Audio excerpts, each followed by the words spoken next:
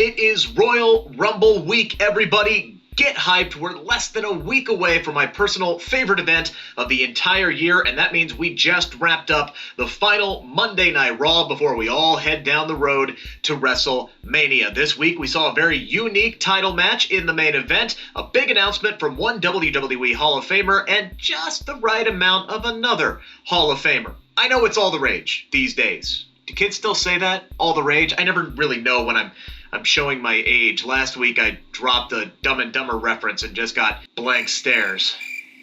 Anywho, I know all the cool kids love to just bash on the Red brand no matter what they do, and believe me, there was plenty to criticize this week, but I also saw a lot of good too. So let's take a look at what Raw got right and what needed work on the go-home show before the Royal Rumble. Again, I will start off with the disclaimer that I know supernatural storylines are not for everyone. But if you're a fan of fun things and out-of-the-box things like I am, you can appreciate how on fire, pun intended, Alexa Bliss has been since hooking up with the Fiend Bray Wyatt. Week after week, we get more hints of just how deep Wyatt has Bliss trapped in his demonic world. Much like her captor, she showed the ability this week to call on old souls to help her against her opponent.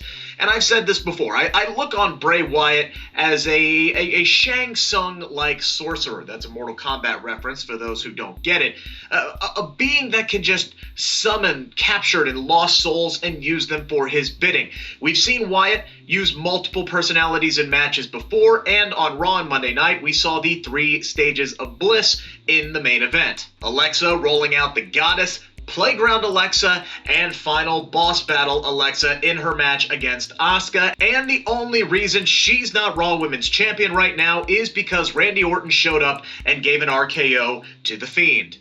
Yeah, that's right. I said what I said. It's clear to me that when Alexa Bliss goes beast mode in her matches, that's not Alexa anymore, guys. That's The Fiend harnessing a new body and taking over. What else do you think he means when he says, "Let me in"? I love this angle for a lot of reasons, but I think the thing I love the most is WWE has been able to carry on the Bray Wyatt-Randy Orton feud in a new and different way without Wyatt even being on TV for weeks now. It is really hard to build a match without one of the opponents on television every week. Again, I know it's not for everybody, but I'll take a possessed Alexa Bliss squaring off with Randy Orton over Goldberg and a sloppy Drew McIntyre impersonator on Miz TV every day of the week. But hey, to each their own. So, as wonderful as Alexa Bliss is being booked right now, the rest of the Raw Women's division, not so much. Okay, so the first match of the night was Charlotte versus Shayna Baszler. Awesome, right? The 2 finalists from last year's Royal Rumble finally squaring off. Yeah, except Nia Jax got involved, caused a disqualification less than 2 minutes in.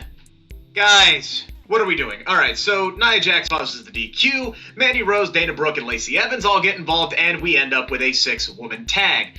Then that match ended in a countout when Shayna Baszler, for some reason, decided not to get in the ring before the referee counted to 10, and we went to commercial break thinking that the team of Flair, Brooke, and Rose had won the match. Then we come back from the break to find out that Adam Pearce deemed the countout to not be fair for some reason and restarted the match.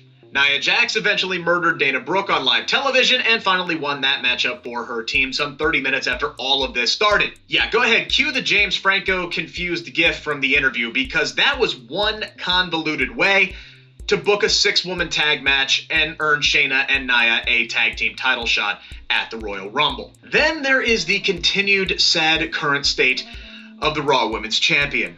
Asuka finally defended her title on Raw for the first time since November, a match against Alexa Bliss that for all intents and purposes should have been at the Royal Rumble. The Raw Women's title has not been defended on a pay-per-view since Clash of Champions back in September. Meanwhile, the Empress of Tomorrow, even though she's a double champion, continues to play the supporting role in other people's feuds rather than having one of her own. For weeks, it was Lana, then she was Charlotte's tag team partner for some reason, reason, and now she is the moving piece in this Randy Orton, Bray Wyatt, and Alexa Bliss saga. It's honestly a shame to think that this time last year we had Becky Lynch rightfully hyping up Asuka as one of the best wrestlers in the world, and now she doesn't even have her own arc as we head into Mania season. It's not doing her or the Raw Women's title any favors. Also, by the way, Raw really needs more Peyton Royce and Nikki Cross for my taste, and less Triple H Trish Stratus backstage reboots featuring Ric Flair and Lacey Evans. I'm just saying. All right, speed round here because I'm on pace for a 15-minute video.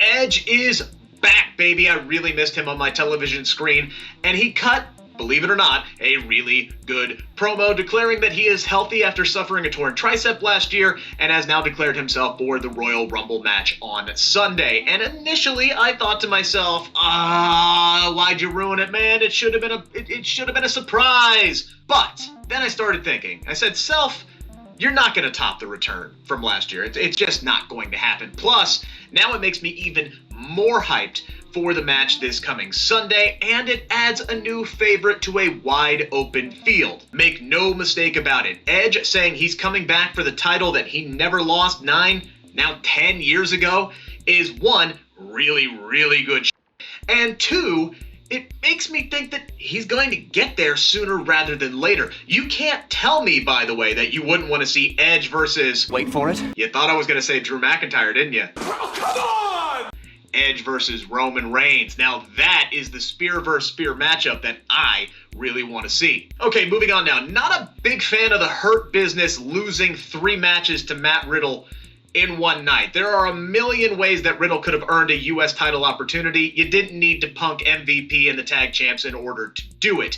Moreover, why are 4 people feuding with 1? Hurt Business could be all over Monday Night Raw. That's why you put those titles on those boys in the first place, so you could feature them more prominently across the whole 3-hour show. The cocky Cedric Alexander angle is giving me some serious Rock in the Nation of Domination vibes, and that's a really good thing to keep an eye on as these next few weeks progress. But shouldn't he and Shelton Benjamin be feuding with another tag team? In fact, with New Day, Retribution, and Miz and Morrison tied up elsewhere, is there another tag team? Get that crap out of my face. The answer is yes. It should be, though, Sheamus and Drew McIntyre. And speaking of the WWE Champion, it was really good seeing him back on TV this week. So happy that he is healthy and ready to go for the Royal Rumble. He did dedicate his match this Sunday to all of those who have been affected by COVID-19, which means, hey, there's no way he can lose now, right?